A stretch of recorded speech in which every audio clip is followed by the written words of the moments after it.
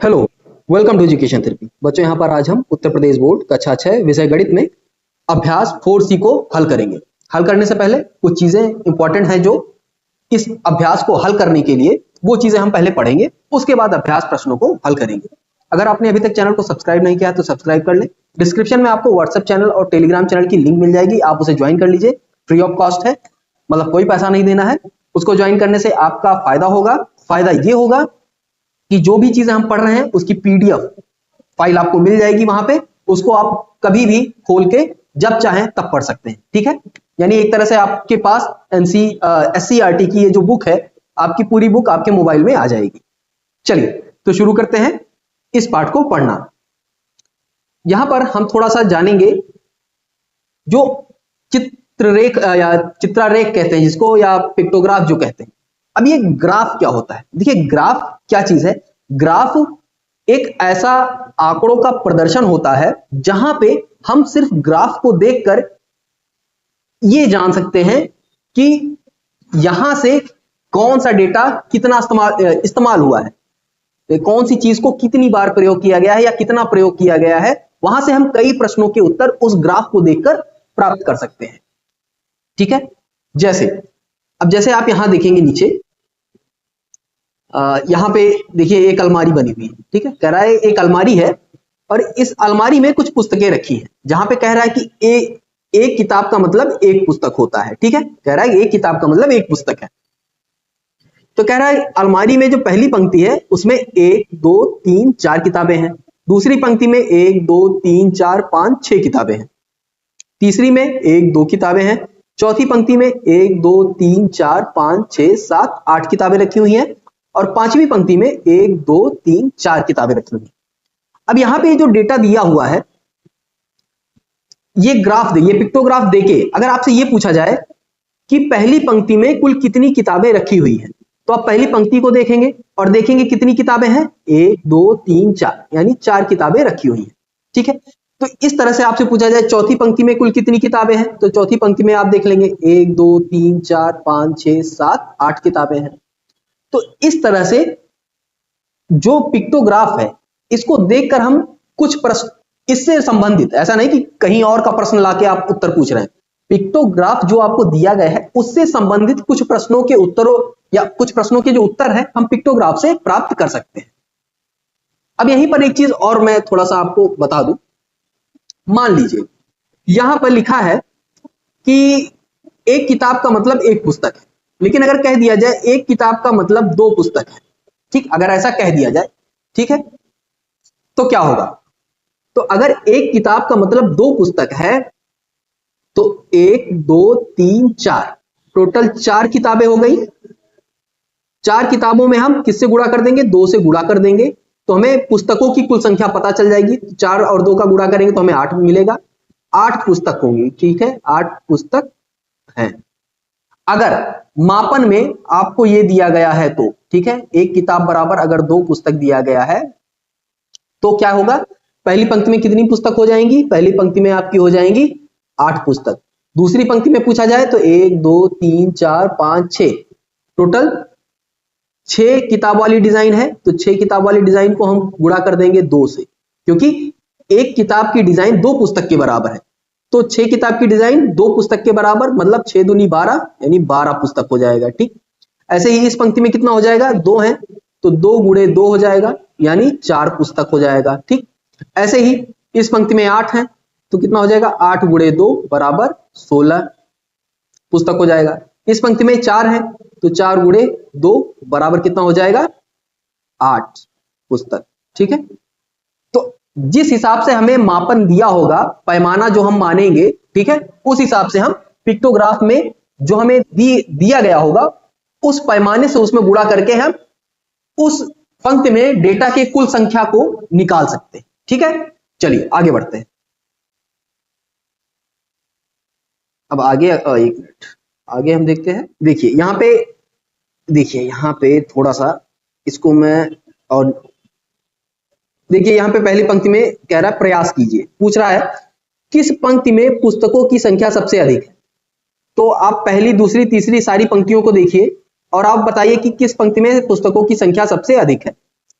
तो आप यहां देखेंगे तो पहली पंक्ति में कुल 4 पुस्तक हैं, दूसरी में हमारी कितनी है 3 3 6 पुस्तक हैं, यहाँ पे 2 हैं, यहाँ पर 8 हैं और यहाँ पे 4 हैं। तो चौथी पंक्ति में हमारे पास 8 पुस्तकें हैं, यानी चौथी पंक्ति में सबसे अधिक पुस्तकें हैं हमारे पास। अगला प्रश्न पूछ रहा है क्या, अगला देखिए, अगला कह रहा है किस पंक्ति में पुस्तकों की संख्या सबसे कम है। तो किस पंक्ति में पुस्तकों की संख्या सबसे कम है, इस वाली पंक्ति में, यानी तीसरी पंक्ति में सबसे कम पुस्तक है। फिर कह रहा है किस पंक्ति में 3 पुस्तकें हैं, कह रहा है कि किस पंक्ति में 3 पुस्तकें हैं। तो आप देखिए कहीं पे 3 पुस्तक है, आप देखेंगे किसी पंक्ति में 3 पुस्तक नहीं है, तो यहां पे हम क्या कहेंगे, किसी पंक्ति में 3 पुस्तक नहीं है। ठीक है, चलिए ये देखिए मोटे मोटे अक्षरों में कुछ लिखा है, इसको पढ़ लेते हैं। आंकड़ों के चित्रों द्वारा प्रदर्शन को चित्रारेख या पिक्टोग्राफ कहते हैं। ठीक है, जो भी आंकड़े हैं हमारे पास, जो भी डेटा है, उनका जब हम चित्रों के साथ एक टेबल के रूप में प्रदर्शन करते हैं तो, या सारणी के रूप में प्रदर्शन करते हैं, तो उन्हें हम पिक्टोग्राफ या चित्रारेख कहते हैं। ठीक है, चलिए यहां पे एक उदाहरण दिया है, चलिए इस उदाहरण को भी समझते हैं। उदाहरण क्या कह रहा है, देखिए, किसी कक्षा के 30 विद्यार्थियों से उनके प्रतिदिन स्कूल आने के साधन के संबंध में जानकारी प्राप्त की गई, प्राप्त सूचना को पिक्टोग्राफ द्वारा प्रदर्शित कीजिए। तो कह रहा है कि मोटरसाइकिल से 3 लोग आते हैं, सार्वजनिक बस से 4 विद्यार्थी आते हैं, स्कूल बस से 10 विद्यार्थी आते हैं, साइकिल से 6 आते हैं और पैदल 7 बच्चे आते हैं।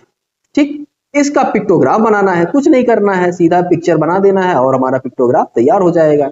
देखिए देखिए मोटरसाइकिल से कितने बच्चे आते हैं, विद्यार्थियों की संख्या, यहाँ पे पैमाना जरूर लिखना पड़ेगा। देखिए पैमाना लिखना, जैसे एक चित्र का मतलब, एक विद्यार्थी के चित्र का मतलब एक विद्यार्थी। ठीक है, तो मोटरसाइकिल से कितने आते हैं, 3 आते हैं, तो 3 चित्र बनाया। सार्वजनिक बस से 4 आते हैं तो 4 चित्र बना दिए। स्कूल बस से 10 आते हैं तो 10 चित्र बना दिए। साइकिल से 6 आते हैं तो 6 चित्र बना दिए। पैदल हमारे 7 आते हैं तो 7 चित्र बना दिए। यही हमारा पिक्टोग्राफ। ठीक है, तो आप इतना समझ गए होंगे पिक्टोग्राफ कैसे बनाया जाता है। चलिए अब आते हैं सीधा हम अभ्यास प्रश्नों को हल करते हैं, क्योंकि अब ये चीजें आप समझ गए होंगे कि पिक्टोग्राफ हम कैसे बनाएंगे। ठीक है, सीधा हाँ एक चीज, चलो एक उदाहरण ये भी हम हल कर लेते हैं। इस उदाहरण को देखते हैं, क्योंकि यहाँ पे पैमाना थोड़ा हमें बड़ा मानना है, बड़ा मानना पड़ेगा। चलिए, कह रहा है एक उद्यान में विभिन्न प्रजाति के फूलों के पौधे लगाए गए हैं। नीचे दी गई सारणी में इन पौधों की संख्या दी गई है। जैसे गुलाब के 300 पेड़ हैं, गेंदा के 250 पेड़ हैं, जूही के 100 पेड़ हैं, डहलिया के 150 पेड़ हैं और रजनीगंधा के 450 पेड़ हैं। अब यहां पे क्या है, अब आप बताइए कि आप क्या 350 पौधों के चित्र ऐसे ऐसे बना सकते हैं? कितनी बार बनाएंगे एक लाइन में? नहीं बनेगा ना। तो क्या करेंगे, हमें कुछ ऐसा आंकड़ा मानना पड़ेगा जिससे चित्रों की संख्या कम हो जाए और हमारी कॉपी में आ जाए। क्योंकि आप कॉपी में एक लाइन में बनाएंगे तो नहीं आएगा, 300 गुलाब के फूल थोड़ी बना पाएंगे आप। 300 डंडी खींचनी हो कॉपी में तो वो भी नहीं खींच पाएंगे, एक लाइन में तो नहीं आएगा। तो इसलिए हमें कुछ ऐसा पैमाना मानना पड़ेगा जिससे कि हम पौधों, बहुत बड़े आंकड़े को छोटे आंकड़े में परिवर्तित कर पाए। अब उसके लिए हम क्या करेंगे, तो उसके लिए हम क्या करेंगे, यहां पर हम पैमाना मान लेंगे एक फूल का मतलब या एक चित्र का मतलब। ठीक, एक चित्र का मतलब 50 पौधे। ठीक है, इस तरह का एक चित्र कितने के बराबर होगा, 50 पौधों के बराबर होगा। तो अब हमें यह पता करना है कि अगर एक चित्र हम यहां बनाते हैं तो यह 50 होगा। तो यहां पे गुलाब के 300 पेड़ हैं, तो हमें यह कैसे पता चलेगा कि 300 पेड़ों के लिए हमें कितने पौधों के चित्र बनाने पड़ेंगे, ये वाले कितने चित्र बनाने पड़ेंगे। तो हम क्या करेंगे, 300 को देखिए यहां पे थोड़ा सा, जैसे 300 है तो 300 को 50 से भाग कर देंगे, ऐसे 250 को 50 से भाग कर देंगे, सबको हम 50 से भाग कर देंगे तो हमें यह पता चल जाएगा कि हमें कितने फूल बनाने हैं। तो आप 50 से 300 को भाग करेंगे तो 0 0 कट गया, 5 से 30 को काटेंगे तो 5 छक्का 30। ठीक है, 6 आया। ऐसे ही यहां पे 0 0 कट जाएगा, 50 में 25 और 0 0 कट गया, 5 दूनी 10। यहां पे 0 0 कटा, 5 तिहाई 15। यहां पे 0 0 कट गया, 5 9 45। ठीक, तो अब देखिए गुलाब में कितना आया, गुलाब में 6 आया, तो यहां पे हम 6 फूल बना देंगे। गेंदा में 5 आया तो गेंदा में हम 5 फूल बना देंगे। ऐसे ऐसे ही आप जब ऊपर जाएंगे तो देखिए आपके लिए कौन सा फूल था, जूही का, तो जूही में हमारा कितना आया, 2 आया, तो 2 फूल बनाएंगे। डहलिया के लिए हमारा आया 3, तो 3 फूल बना देंगे। और रजनीगंधा के लिए हमारा आया 9, तो हम 9 फूल बना देंगे। ठीक है, इस तरह से हम चित्रों को बना के पिक्टोग्राफ बना सकते हैं। पैमाना हमें थोड़ा बड़ा मानेंगे तो हमारे चित्र कम बनाने पड़ेंगे। जो हमें पिक्चर बनाने हैं, जो चित्र बनाने हैं वो कम बनाने पड़ेंगे। पैमाना आपका छोटा होगा तो चित्र बड़े बनाने पड़ेंगे। ठीक, मतलब बड़े नहीं, चित्र ज्यादा बनाने पड़ेंगे, बड़े नहीं। ठीक है, और पैमाना कम होगा तो चित्र ज्यादा बनेंगे, पैमाना बड़ा होगा तो चित्र हमें कम बनाने पड़ेंगे। ठीक, चलिए अब आगे आते हैं। अब हम सीधा अभ्यास प्रश्नों को हल करते हैं। तो यहाँ पे अभ्यास हमारा आ गया, अभ्यास 4C। चलिए तो इसके सभी प्रश्नों को हल करते हैं। इसमें 1 2 कितने प्रश्न है टोटल, 3 4 5 प्रश्न है टोटल। 5 प्रश्न, पांचों को हल करते हैं। चलिए पहला प्रश्न देखिए, 4C का फर्स्ट क्वेश्चन। रमेश की दुकान पर मार्च से अगस्त तक बेचे गए पंखों की संख्या सारणी में दी गई है। तो मार्च, अप्रैल, मई, जून, जुलाई, अगस्त तक का सारा संख्या हमें दिया गया है। और हिंट में हमें यह दिया गया है, पंखे का ये चित्र है। ठीक है, इसी तरह के चित्र बनाएंगे। और कहा है एक चित्र बराबर कितना है, 10 पंखे। ठीक है, एक चित्र जो है वो 10 पंखों के बराबर है। तो मैंने क्या बताया था अभी ऊपर वाले उदाहरण में, हमें कितने चित्र बनाने हैं ये हम कैसे पता करेंगे। जो भी आंकड़ा दिया गया है उसको पैमाना से भाग कर देंगे। तो 30 को हम 10 से भाग करेंगे, 50 को 10 से भाग करेंगे, 60 को 10 से भाग करेंगे, 70 को 10 से करेंगे, 50 को 10 से भाग करेंगे, 40 को 10 से भाग करेंगे। ठीक, तो 30 को करेंगे तो 10 तियां 30, 10 का पाड़ा पड़िए, 3 आ गया, 10 पचे 50, 10 छक्का 60, 10 सते 70, 10 पचे 50 और 10 चौको 40 आ गया। अब यहां से हमें पता चल गया मार्च में कितने चित्र बनाने हैं पंखे के, 3 चित्र, क्योंकि यहां 3 आया है। अप्रैल में 5 चित्र बनाएंगे। मई में हमारा 6 आया है, 6 चित्र बनाएंगे। जून में हमारा 7 आया है, 7 चित्र बनाएंगे। जुलाई में हमारा 5 आया है, 5 बनाएंगे। और अगस्त में हमारा 4 आया है, 4 बनाएंगे। पिक्टोग्राफ हमारा इस प्रश्न का बन गया। चलिए आगे बढ़ते हैं प्रश्न नंबर 2 में। क्या कह रहा है प्रश्न नंबर 2, पहले प्रश्न पढ़िए। किसी सप्ताह के विभिन्न दिनों में बेची गई घड़ियों की संख्या नीचे दी गई है, तो उसके हिसाब से हमें पिक्टोग्राफ बनाना है। यहां पे कहा गया है कि एक घड़ी का मतलब, देखिए 1 मिनट, कहा गया है एक घड़ी के चित्र का मतलब एक घड़ी होता है। एक चित्र का मतलब एक घड़ी। ठीक, तो पिक्टोग्राफ यहां पे बना हुआ है। इस पिक्टोग्राफ में से कुछ प्रश्न पूछे गए हैं, उन्हीं के उत्तर देने। ठीक है, चलिए तो यहां पे हम क्या करेंगे, थोड़ा सा इसको और ऊपर करके सभी प्रश्नों को देखेंगे। सोमवार के दिन कितने घड़ी बनी है, 1 2 3 4 5 6, टोटल 6 घड़ी। मंगलवार को 1 2 3 4 5 6 7 8 घड़ी। बुधवार को 1 2 3 4 घड़ी। बृहस्पतिवार को 1 2 3 4 5 घड़ी। शुक्रवार को 1 2 3 4 5 6 7 8 घड़ी। शनिवार को 1 2 3 4 घड़ी। और रविवार को 1 2 3 4 5 6 7 8 9 घड़ी। ठीक है, अब हमें डेटा मिल गया, हमने हर चित्र को अंकों में दर्शित कर दिया। अब हम प्रश्नों को पढ़ते हैं। पहला प्रश्न है, किस दिन बेची गई घड़ियों की संख्या अधिकतम है। तो किस दिन है, सबसे अधिक कौन सी संख्या है, 9, यानी रविवार के दिन हमारा अधिकतम घड़ी बेची गई है। तो रविवार इसका उत्तर हो जाएगा। पूछ रहा है मंगलवार को कितनी घड़ियां बेची गई, तो मंगलवार कहां है, यहां पे है। मंगलवार को 8 घड़ी बेची गई, तो इसका उत्तर हो गया हमारा ये। पूरे सप्ताह में कुल कितनी घड़ियां बेची गई, तो पूरे सप्ताह में कितना हो गया, आप जोड़ लीजिए, 8 6 14, 14 4 18, 18 5 23, 23 हो गया, 23 8 आपका हो गया 31, 31 31 4 35 और 35 और 5 40 4 44, टोटल कितनी हो गई, पूरे सप्ताह में 44 घड़ियां बेची गई। ठीक, अगला प्रश्न, यदि एक घड़ी 200 रुपए में बेची गई हो तो रविवार को कुल कितने रुपए की बिक्री हुई। एक घड़ी का दाम अगर 200 है, यानी एक चित्र का दाम अगर 200 है, तो रविवार पूछ रहा है तो यहां पे आएंगे।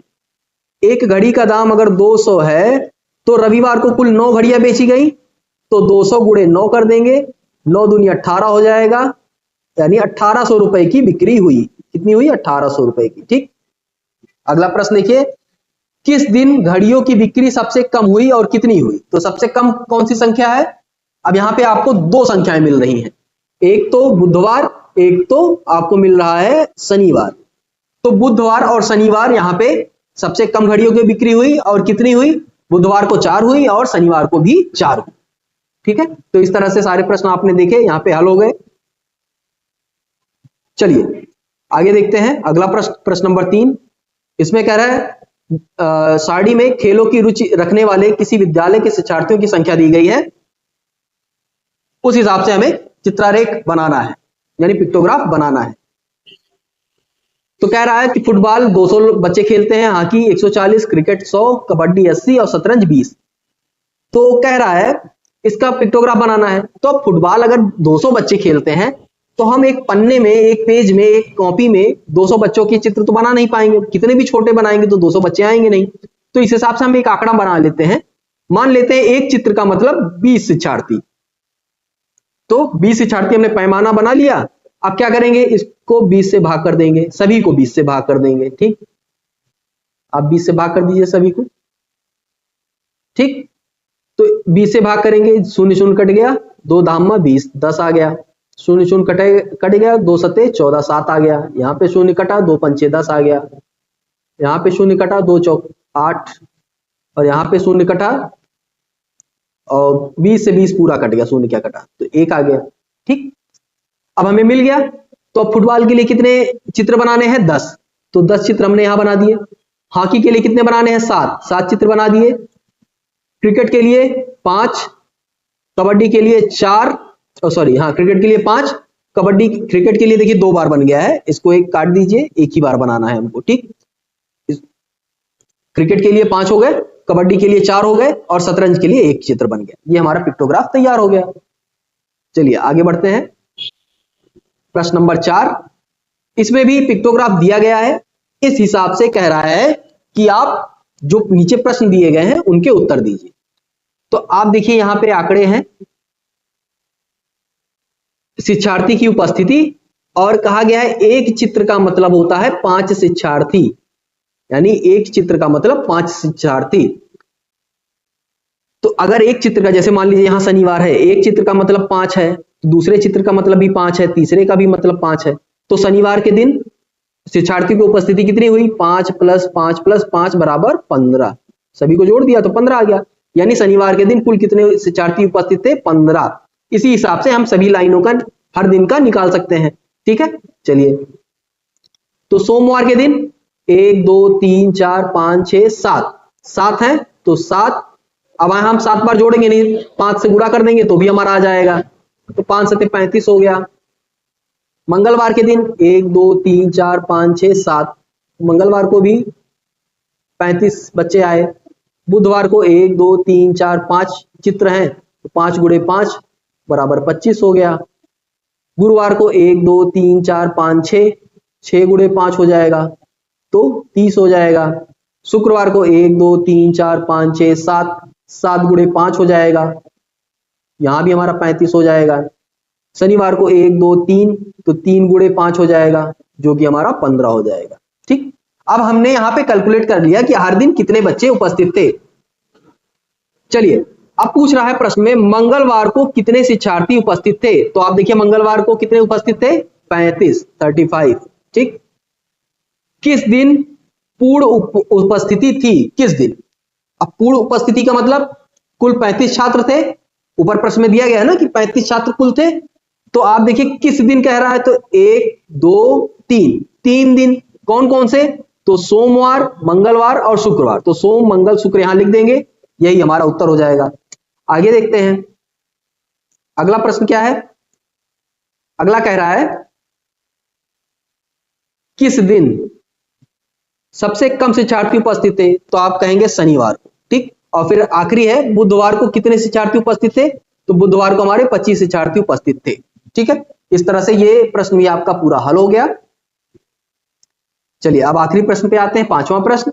यहां पे भी आपको एक चित्र दिया गया है। देखिए अच्छा, ये पैमाना, ये जो प्रश्न है मैं चाहता हूं कि आप खुद से हल करिए। इस पार्ट का ये आखिरी सवाल है। सोल्यूशन आपको यहां पे दिया गया है, पूरी तरह से यहां पे टोटल सोल्यूशन दिया गया है, पूरा प्रश्न हल किया गया है, ऐसा नहीं कि हल नहीं है। लेकिन फिर भी मैं चाहता हूं कि आप इसका प्रयास खुद से करें, ठीक है।